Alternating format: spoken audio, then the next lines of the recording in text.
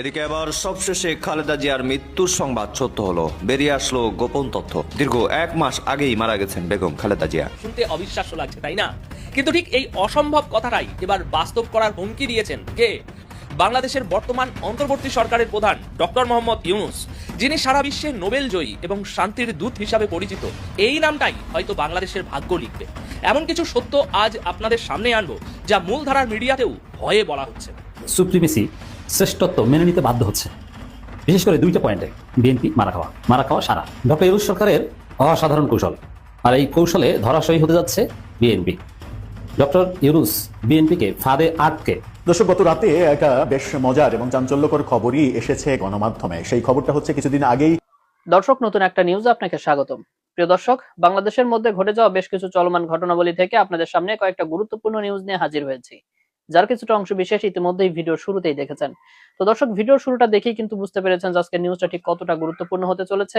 তাই বলবো, যারা ভিডিওটি অন করেছেন না টেনে সম্পূর্ণ নিউজটি মনোযোগ সহকারে দেখতে থাকুন। তো দর্শক, আর দেরি না করে চলুন দেখে আসবো আজকে সেই কাঙ্ক্ষিত ভিডিওগুলো। তবে তার আগে বলবো, যারা প্রতিনিয়ত আপডেট খবর দেখতে চান তাহলে অবশ্যই আমাদের চ্যানেলটি সাবস্ক্রাইব করে পাশে থাকা বেল আইকনটি ক্লিক করে দিন। আর যারা ইতিমধ্যেই চ্যানেলটি সাবস্ক্রাইব করে রেখেছেন তাদেরকে অসংখ্য ধন্যবাদ। তো চলুন দর্শক, ভিডিওটিতে একটি লাইক দিয়ে আমরা ধারাবাহিকভাবে সবগুলো ভিডিওর আলোচনা দেখে আসি। কাউকে যদি আপনি দৌড়ান না, কাউকে যদি আপনি দৌড়ান, আপনি নিজেও কিন্তু হয়রান হইবেন।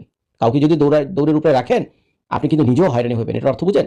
আর একটা কথা মনে রাখবেন, বাংলাদেশকে যদি আপনারা এই অশান্তি করেন, বাংলাদেশে যদি কোনো রকম ঝামেলা করেন, সার্জিক্যাল স্ট্রাইক বলেন বা যাই করেন না কেন, বুঝছেন, তাহলে বাংলাদেশে যে মনে করেন যে অর্থনীতি আছে, বাংলাদেশে যে বর্তমানের যে সিচুয়েশন, বাংলাদেশে যে প্রবাসীরা আছে, তারা যদি সবাই এক হয়, আর বাংলাদেশে যে পলিটিশিয়ান যারা রয়েছে তারা যদি একটু ঠিকঠাক মতো ঘুরে দাঁড়ায়, বুঝছেন, তাহলে কিন্তু ভাই যত সহজ আপনারা ভাবতেছেন তত সহজ নয়। কারণ যুদ্ধের জন্য লাগে পয়সা, যুদ্ধের জন্য লাগে পয়সা, কিন্তু আমাদের কাছে পয়সা আছে। এখন আমাদের পয়সাটা ঠিক কাজে ব্যবহার হয়, সেটা হলো ভিন্ন অর্থ। সেই আলোচনায় আমি যাচ্ছি না। কিন্তু বাংলাদেশের উপর যখন কোনো আঘাত আসবে, তখন নিশ্চয়ই বাংলাদেশে কোনো পলিটিশিয়ান বা বাংলাদেশের কোনো মানুষ চুপচাপ বসে থাকবে না।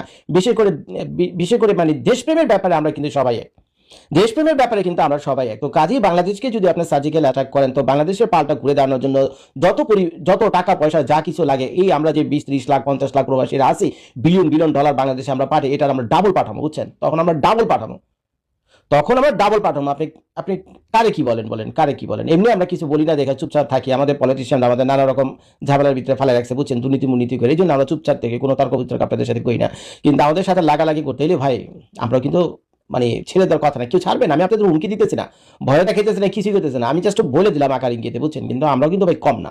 আরেকটা জিনিস হলো, আপনারা যদি আমাদেরকে অশান্ত করে তোলেন, এই সার্জিক্যাল অ্যাটাক করেন বা যাই খুশি করেন না কেন, বাংলাদেশের অভ্যন্তরে কোনো অশান্তি তৈরি করেন, আপনারা কি শান্তিতে থাকবেন? আপনারা কি শান্তিতে থাকবেন? আরে ভাই, যে পয়সা খরচ করে আপনি আপনাদের দেশকে রিকনস্ট্রাকশন করতেছেন,